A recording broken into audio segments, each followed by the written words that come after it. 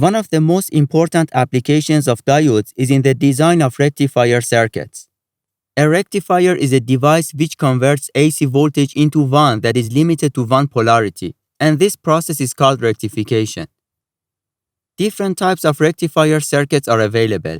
In this video, I start with the simplest one, which is the half-wave rectifier. A half-wave rectifier consists of a transformer, a PN junction diode, and a load. In this circuit, I assume that the transformer is an ideal transformer. Also, for the beginning, I assume that the diode is an ideal diode having 0 voltage drop and 0 forward resistance.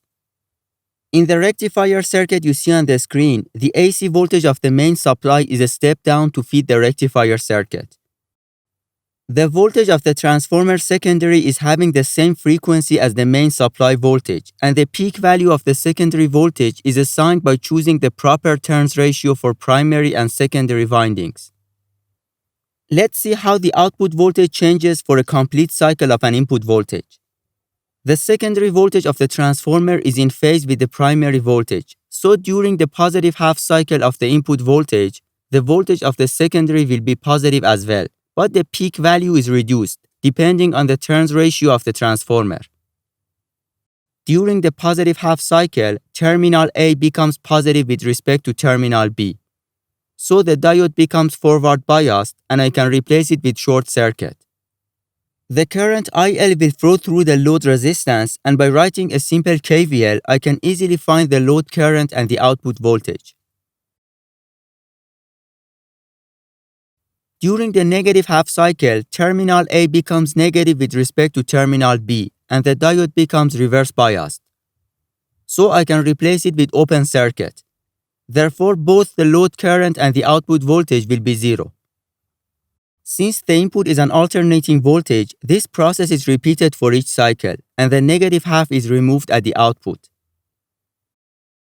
As you see, the output waveform is in the form of positive sinusoidal pulses, which is discontinuous in nature. We expected to have a straight line at the output which resembles a DC voltage. Later on, you will see how we can modify rectifier circuits to have an acceptable DC voltage at the output. I can replace the ideal diode with a more realistic one and use the constant voltage drop or piecewise linear model instead. As an example, if I use the piecewise linear model, the diode will have the forward voltage drop of V gamma and the forward resistance of RF. And by writing KVL, you will see that the load current and output voltage equations become more complex. To analyze the important characteristics of a half-wave rectifier, I assume that the diode is only having the forward resistance of RF and the forward voltage drop is 0. By using this assumption, I can set V gamma equal to 0 in my load current and output voltage equations. The DC or average value of the load current is the area under the alternating current curve over one complete cycle, which is obtained by integration over a complete cycle.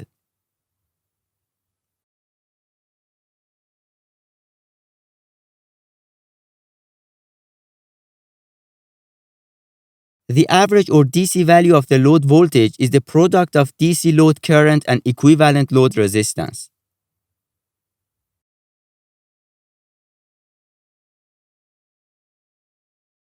The RMS value of load current is found by squaring the AC value of the load current, finding mean, and then finding the square root of it.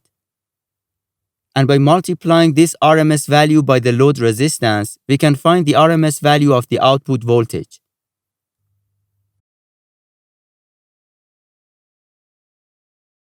The rectifier efficiency is defined as the ratio of output DC power to the input AC power. To find the output DC power, I use the DC load current. The input power is the power delivered to the rectifier circuit from the secondary of transformer.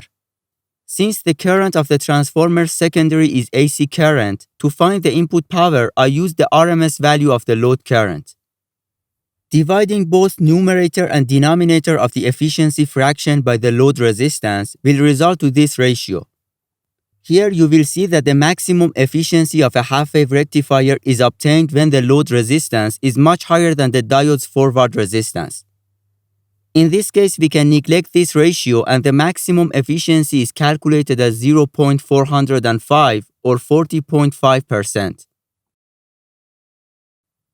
As you have already noticed, the output of a half-wave rectifier is not a pure DC and contains pulsating components which are called ripples. The output ripple is undesirable and its value should be the smallest possible in order to make the rectifier effective. Ideally, there shouldn't be any ripples in the rectifier output.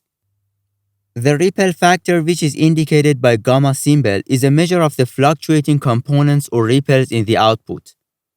In a rectifier circuit, ripple factor and efficiency are inversely proportional to each other.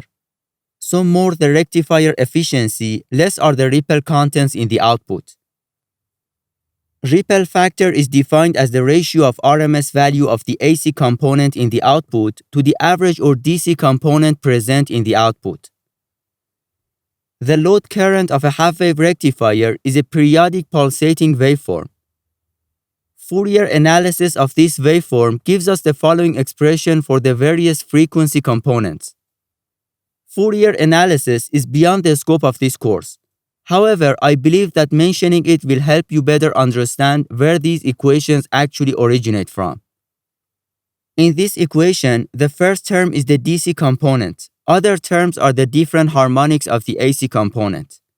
Because of these AC components, the output of the rectifier is not a pure DC.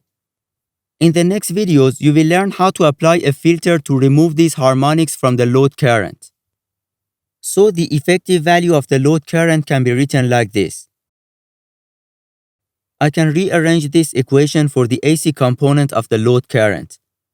Therefore, the ripple factor for the half-wave rectifier is found as 1.21. Peak inverse or peak reverse voltage is the maximum inverse voltage across the rectifier diode when it is off or reverse biased. In the half-wave rectifier circuit, during negative half cycle of the AC input voltage, the diode is reverse biased, so it doesn't conduct and acts as an open circuit. Thus, whatever be the negative voltage at the secondary of the transformer, the same amount appears as a reverse voltage across the diode. So if the peak value of the transformer secondary is Vs max, then the peak inverse voltage of the diode is equal to Vs max as well. Therefore, if you want to buy a diode for half-wave rectification, the PIV rating of the diode must equal or exceed this maximum voltage.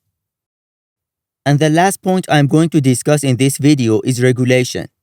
Regulation is the variation of DC output voltage as a function of DC load current. In simple terms, voltage regulation describes the ability of a system to provide near constant voltage over a wide range of load conditions. To calculate the percentage regulation of a half-wave rectifier, I have to find the no-load and full-load DC voltages of the output. The no-load voltage is the output voltage with the load removed.